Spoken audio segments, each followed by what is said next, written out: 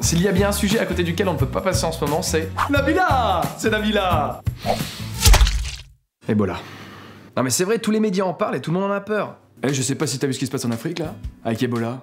Bah il paraît qu'il arrive chez nous, Ebola. Bien sûr, il arrive chez nous. On m'en parle pas. Et puis il va pas s'arrêter à la frontière, celui-là on sait d'où il vient, si tu vois ce que je veux dire. De toute façon, c'est bien simple, on en a parlé avec Daniel. S'il vient en France, on fait les valises, on prend les gosses, on change de pays. Alors que personne ne sait ce que c'est. Moi j'ai envie de dire... la barbe. La barbe, la barbe, la barbe.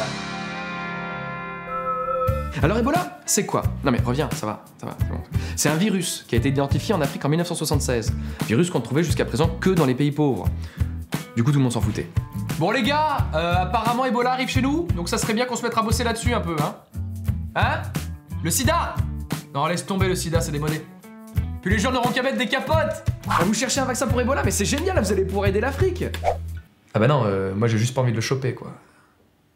Et quand on voit les dégâts que le virus est capable de faire, on comprend que t'as pas envie de le choper, hein. En gros, tu saignes de partout et tes organes fondent un petit peu comme du chamallow grillé au feu de bois. Bon, sans le mec qui joue de la guitare. Alors je sais pas si vous avez vu la gueule des médecins, mais quand un mec vient te soigner habillé comme ça, tu sais que tu vas mourir. Alors comment veux-tu rassurer des patients habillés en combinaison, avec un masque, franchement? Excuse-moi, t'as garé ta fusée en double fil? Ah, je dis ça parce que t'es habillé comme un cosmonaute. Bah non, moi je soigne Ebola en fait. Je suis là maintenant. Tout va bien. Mais ce que je n'arrive pas à comprendre, c'est que d'après l'ONU, il suffirait d'1 milliard de dollars pour juguler l'épidémie. Et seulement la moitié a été versée, alors pourquoi? Ou alors, ils font bien exprès de nous faire flipper, ils sortent un vaccin, et après on file plein de fric aux pharmaciens. Ça me rappelle un peu H1N1, ça. Vous vous souvenez de H1N1? Moi j'étais barricadé sous une table derrière une photo de Julien Courbet pour éloigner les microbes. Résultat, combien de morts? À peine plus de 300 en France. Je sais hein, qu'on est en surpopulation, c'est pas le problème. Mais simplement, je pense que régler tout ça avec une maladie... La barbe, la barbe. La barbe.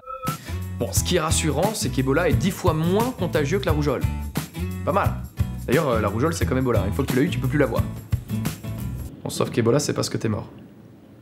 Il ne se transmet ni dans l'eau, ni dans l'air. Seulement par contact avec la sueur, le sang ou les déjections. Excuse-moi, c'est quoi des déjections? Ça fait du bien. Donc Ebola touche essentiellement les pays pauvres, les personnes en mauvaise santé et les gens qui sont en âge de regarder Julien Lepers. Donc normalement, si tu ne regardes pas France 3 et que tu n'as pas prévu de partir en vacances au Libéria, tu peux dormir tranquille. Merde. Allô? Hé, ça va?